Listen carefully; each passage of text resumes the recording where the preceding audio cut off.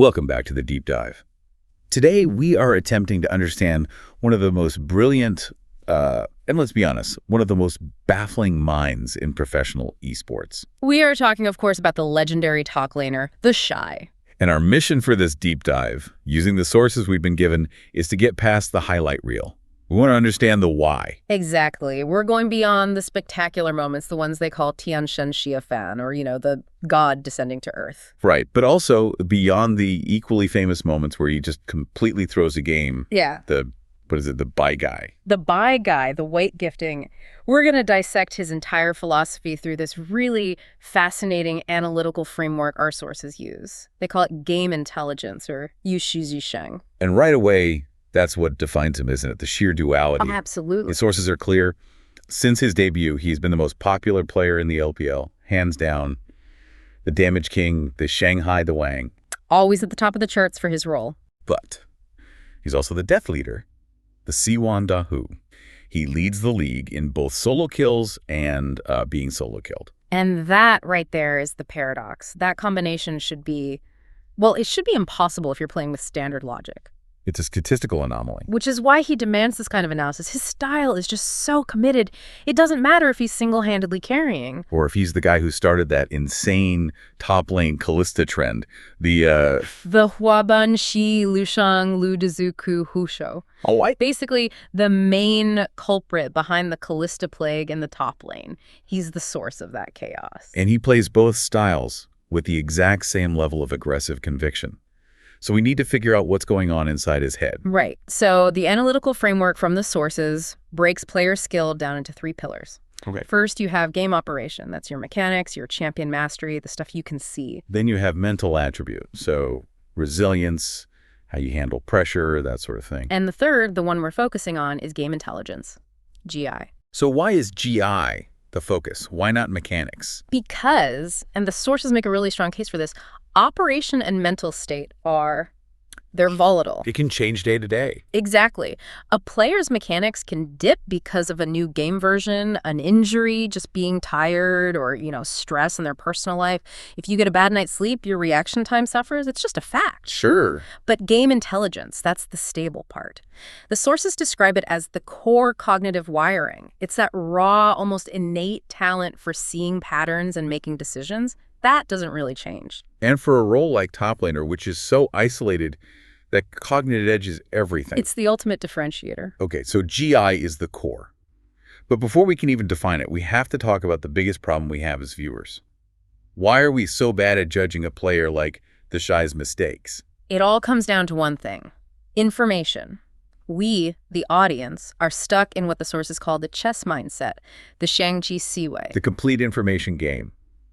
Okay, I think I get this. When we're watching a stream, we see everything. The whole board. The entire map, every ward, every enemy cooldown, the exact amount of gold each player has. There are no secrets. Exactly. And in that world, the world of chess, there is always a single perfect logical move. It's just a matter of calculation. So when we see a player die, to us it looks like a massive unforced error. Of course it does. Because from our point of view, the correct path was obvious. The information was all there. We see no uncertainty. But the player on stage, they aren't playing chess. Not at all. They are operating completely under the poker mindset, Pukasiwe, an incomplete information game. They're staring into the fog of war. All the time. They don't know where the enemy jungler is. They don't know if the mid laner's teleport is up. They can't even be 100% certain what their own support is about to do next. They only see their own hand. So they're not calculating with certainty, they're playing the odds. They're calculating probabilities, and the sources really stress this. Their calculation is severely limited by their own internal CPU. What do you mean by CPU? Their mental processing power. Every single action thinking, communicating with the team, actually clicking the mouse and keyboard, it all takes up a piece of that limited processing power. So they're not some supercomputer finding the perfect solution. No, they're racing against the clock to find the highest probability move based on the tiny scraps of information they have in that exact millisecond. And they often have to commit to a move before the calculation is even finished. Okay, so let's make this concrete. A player pushes his lane, gets ganked, and dies. We, the viewers, saw the jungler waiting in a bush for 5 seconds. We call the player an idiot. Right. But if that player had zero vision and the jungler's path was unpredictable, pushing the wave might have actually been the best probabilistic move he could have made to gain an advantage. That is the single most important insight here. So many plays that look stupid or like feeding from our God's eye view Chess mindset. were actually the optimal decision given the player's poker hand. It was the best move to manage risk based only on what they knew. This just completely changes how you have to watch the game. The question isn't, did he make the right move? No. It's, did he make the best possible bet with the cards he was dealt? Yes, and that's why vision is everything in this game. Getting a ward down is like getting to peek at one of your opponent's cards. It moves you just a little bit closer from poker to chess. The sources had a really interesting example about using the flash ability that really drives this home. Oh, it's a fantastic illustration of this mental pressure. So imagine a high-level player accidentally uses their flash. Just misclicks it. Happens all the time. Right. Now, the opponent sees this, but they must continue to play the lane as if the flash is still available. Why? They know it's on cooldown. Because betting that they know for sure is too risky. What if it was a bait? What if they're wrong? The risk is too high. But here's the crazy part. If you're the master player who wasted the flash, Yeah. you also have to keep playing as if you still have it. You have to stay aggressive. Wait, that makes no sense. I'm vulnerable. Shouldn't I play safe? If you suddenly start playing defensively, you are giving your opponent free, 100% certain information. You're telling them, my flash is down, you can dive me for free. You lose all control. You have to maintain the bluff. Wow. So the game isn't just about mechanics. It's psychological warfare. It's about managing information. And that's where game intelligence comes in. The sources define GI as literally the efficiency of information conversion. How well can a player take messy, incomplete information and turn it into a good decision? That's it. And a high GI player. They look at the same chaotic situation as a low GI player and they just see more. Sources said they see 6 or 7 options, where a normal pro might see 3 options. Or sometimes they see an option where another player sees a dead end. They literally invent solutions under extreme pressure. So to make this tangible, the sources break GI down into 3 parts. 3 measurable dimensions, yeah. Thinking fast, thinking deep, and thinking much. Or broadly. Let's start with the raw horsepower. Thinking fast. The CPU. Thinking fast, or Zhang Tuquai. This is what the sources call the CPU numerical value, the hardware. And they argue this is the part that is most dependent on just raw innate talent. Tianfu. You can't really coach this. You either have it or you don't. I mean, every pro has a high baseline, of course, but the gap between an elite pro and a generational talent becomes really obvious when that CPU is under heavy load. When they have to multitask. Exactly. When they have to juggle multiple high-priority tasks at once. Okay, let's look at the case study. TES versus WBG in 2023. TheShy is getting ganked, but he turns, flashes back, kills the enemy top laner Wayward, and then gets out. It's a classic highlight. It is, but the sources don't focus on TheShy, they focus on Wayward. What did he do wrong? He failed to do something incredibly simple. He failed to use his health potion. He just didn't press the button. He failed to press it twice. The first time, right when the fight started, you could argue that was greed. He thought he could win without it. Okay, understandable. But the second time was moments later. He was already being counter-ganked, he was at critical health, and he still didn't use it. Why is that so important for this analysis? Because his CPU was completely overloaded. His brain had maxed out. All of his processing power was focused on the big things, dodging skill shots, aiming his own abilities, tracking the new enemy. And the simple, low-priority task of press the potion button just didn't run. It failed to execute. The sources argue this shows a hard gap in raw talent. It's a performance bottleneck. Under enough stress, his system crashed. That is a wild insight. It's like, if you put most people in that situation, their ability to do even simple things just evaporates.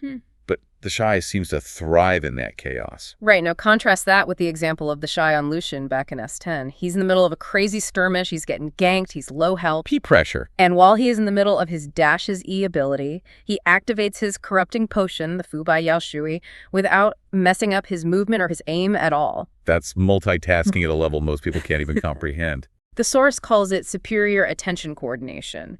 Zuo Yu Shouzu Yi Li. The ability to split your focus between moving, aiming, and managing your items all at the same time. It's like patting your head and rubbing your stomach while sprinting.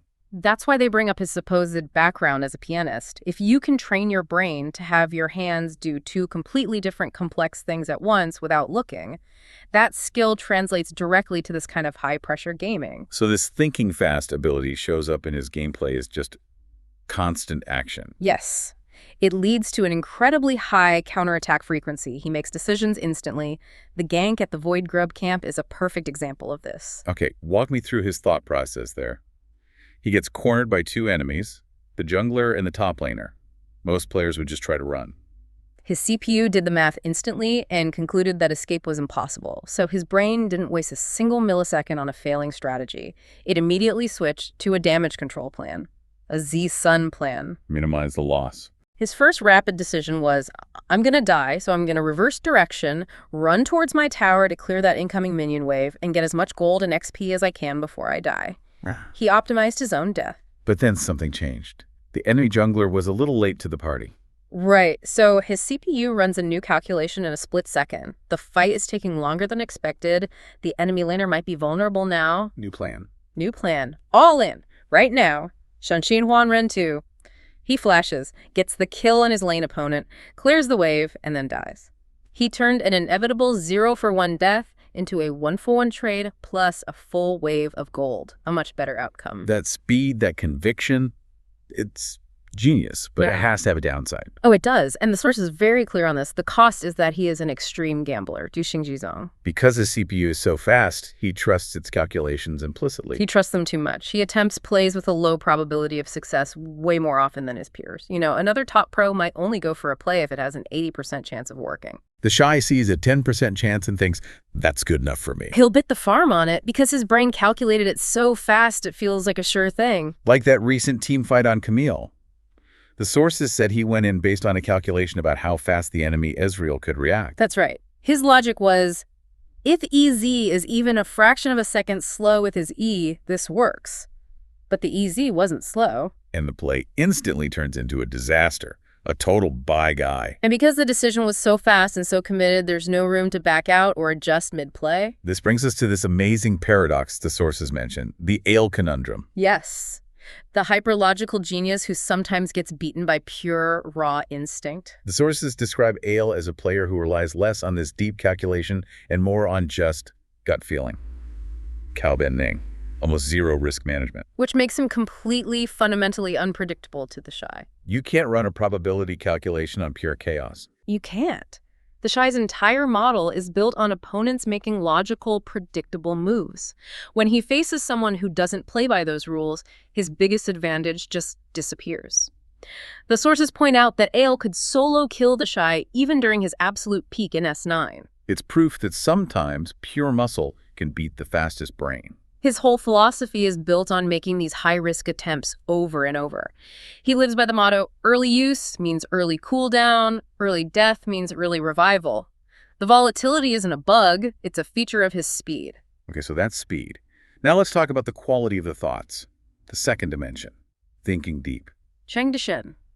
This is about understanding consequences. It's the ability to see where the game is headed and to know the long-term impact of every small choice you make right now. It's about strategy, not just tactics. And it's about being able to choose between a bad option and a worse option. Right. The classic example is just basic top lane discipline. A gank is coming, you know it.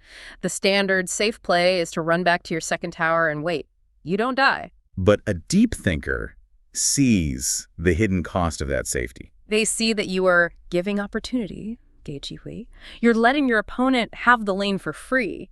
They can farm, they can hit your tower, they can walk into your jungle. You are passively creating a monster. You're Yang Dai raising a father. So the deep thinker understands that sometimes taking a risky fight and maybe trading kills is actually better than slowly bleeding out on the map. They manage that long-term risk instead of just defaulting to the safest immediate move. And TheShy's deep thinking is obvious in his champion picks. He seems to figure out what's overpowered in a new patch before anyone else. He creates variables. The sources use his top lane needly pick as a prime example. The meta at the time was all tanks and fighters. And he picks this squishy poke champion. Because it wasn't a pick for winning the lane in a traditional sense. It was a Teiji Xingxuanzhe, a special solution.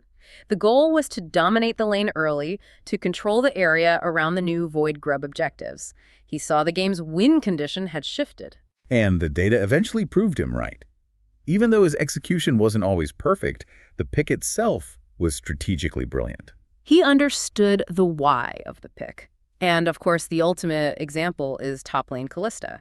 That was born from him understanding the insane snowball potential of getting the Ripped Herald and cashing in on turret plates in that specific patch. He wasn't just being a troll.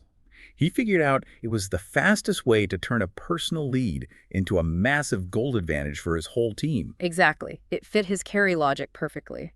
And that requires a deep understanding of the game's economic systems, not just which champions are strong. This deep thinking even works when he's not on the map.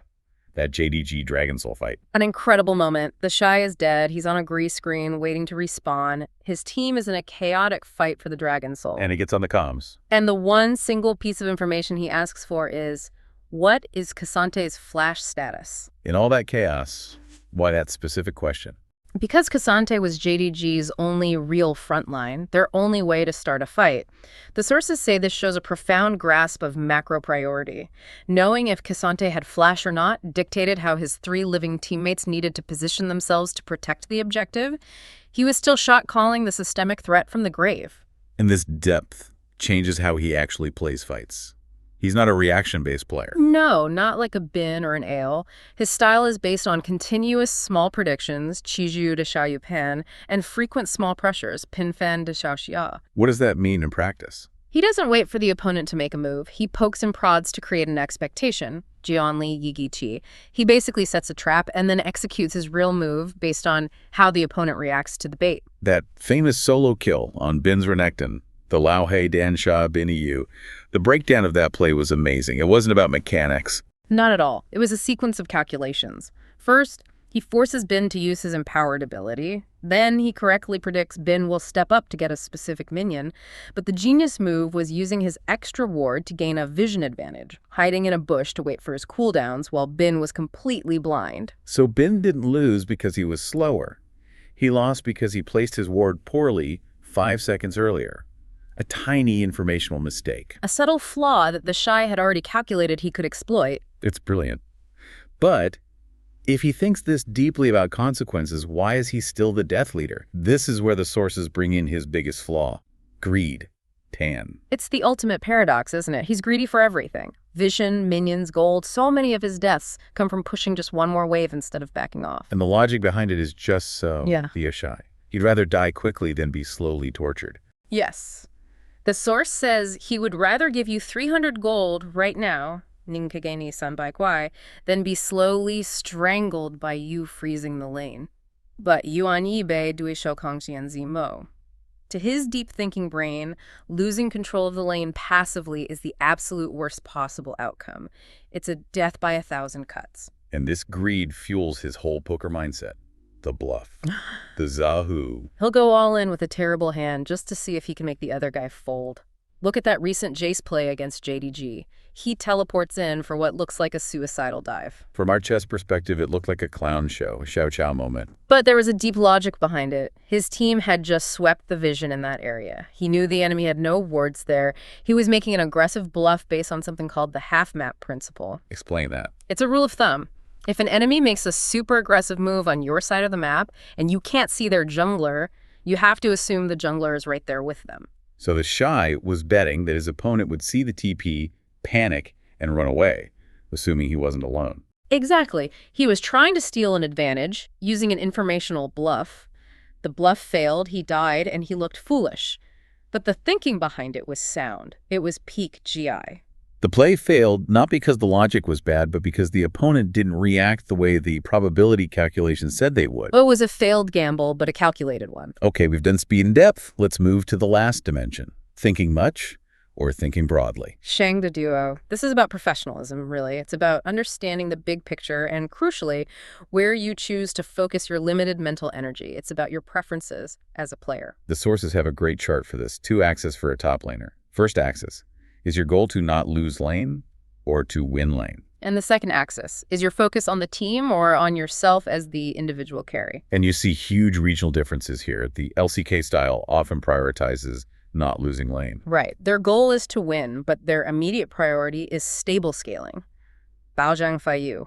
They want to be a reliable, solid rock for their team. Minimal risk. Whereas the classic LPL style, a player like Bin, is pure win lane. Their logic is simple. I will crush my opponent, take their tower, and then use my lead to win the game for my team. It's an individual-first, aggressive carry style. Then you have the really special players, the adapters, like Zeus. The sources praise Zeus for his perfect balance, his Jun Hang. He can play any style the team needs. He shifts his preferences based on the meta. That's incredibly rare for a top laner. And they also mentioned Xiao, who, from his time playing top, they said his thinking much GI was off the charts. Because he thought so broadly. Shen Degu duo. He knew he wasn't the best mechanical player, so he didn't focus on that. He focused on, what is my job for the team in this specific game? He maximized his champion's function, not his own highlights. So where does TheShy fit into all this? He actually gets a very high grade, an A tier, because he has a crystal clear understanding of his role and his win condition. He knows what he's supposed to do. Perfectly. For example, picking Jace into Cassante. He knew he probably couldn't kill the Cassante, but his goal wasn't to kill Cassante. It was to bully the enemy mid laner, Galio, so hard that it would draw the enemy jungler's attention, creating space for his own team elsewhere on the map. He thinks about creating systemic imbalance. But this is also his biggest flaw. The sources have this amazing analogy. They call him the Apple top laner. An Apple top laner? What on earth does that mean? Think about Apple products. They're beautiful, they're powerful, they work perfectly within their own ecosystem. Ah, I see. But they don't play well with others. They struggle with external compatibility. That's TheShy.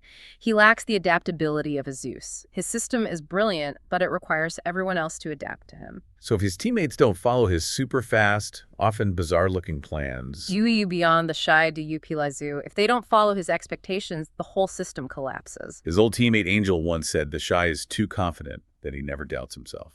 And this is why. It's not arrogance, it's a kind of cognitive certainty. His brain runs the calculations so fast that the answer feels like an objective truth. So when others don't see it, it's hard for him to understand why. And this broad thinking leads to his completely unique team fighting style. It's not by the book at all. He ignores the standard rules, like tanks go in first. Okay. His only goal is to identify the single biggest systemic threat to his team winning the fight and eliminate it, no matter what it takes. The Jace versus Qiyana fight is the perfect example. The main fight is happening on one side of the screen. And TheShy instantly realizes that the real threat is the assassin Qiyana flanking from the other side. So what does he do? His calculation is, if Qiyana gets her combo off, we lose the fight, period. So he flashes over a wall and goes all in on her. He completely ignores the main 4v4. He doesn't get the kill, but he neutralizes her. He did the job.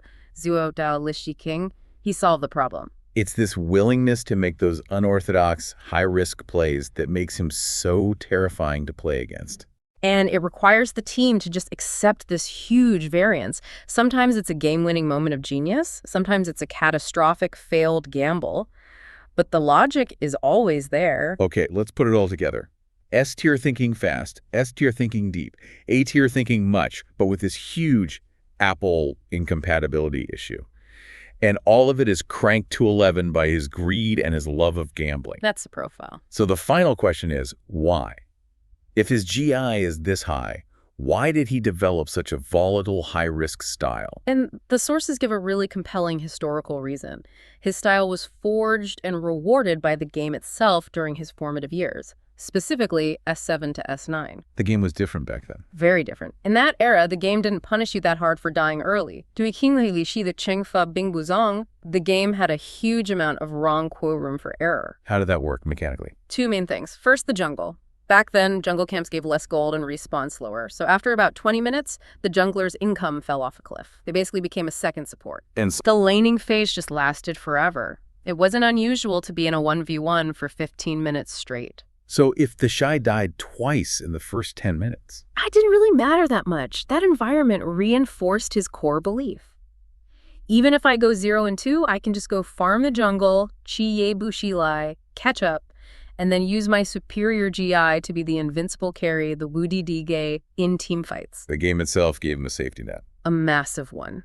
It explains why he's so obsessed with getting every minion wave. In that old system, giving up your life for 2 waves in a jungle camp was often a worthwhile trade to get back in the game.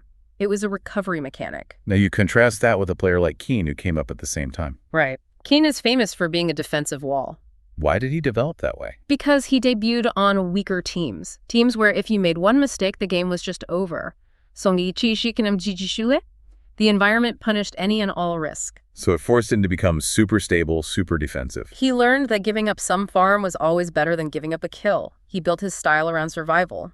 While TheShy debuted on that legendary Invictus Gaming team. A team that was Fei Changzi, Yuki Shanghu Du Dai, very free and mutually supporting.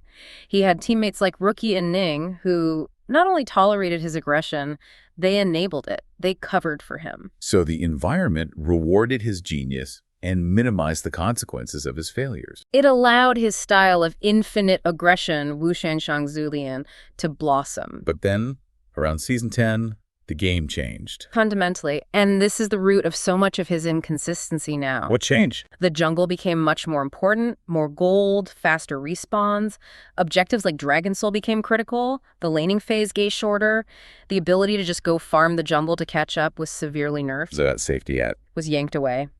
His old, deeply ingrained habit of, it's okay if I go 0 and 2, I can recover, suddenly became, I just lost the game for my team in 10 minutes. Wow.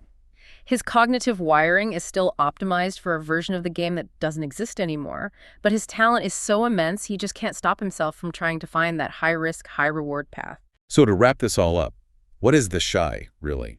Our final synthesis from the sources is that he is the product of a generational cognitive talent S-tier, fast and deep thinking, combined with a personality that loves to gamble, a style that was supercharged and rewarded by the specific game environment he grew up in. He's not just a damage king or a death leader. He's a rhythm breaker, a Poju show. Even when his score is terrible, the enemy team has to pour so much mental energy into just tracking him because they know he could break the game open at any second. And that's his value. A coach who wants consistency and reliability, they might pick a Zeus or a Keane, a more controllable player. But if you're a fan or an owner, and you want to see the highest highs that this game can possibly offer, you want pure spectacle, you choose TheShy.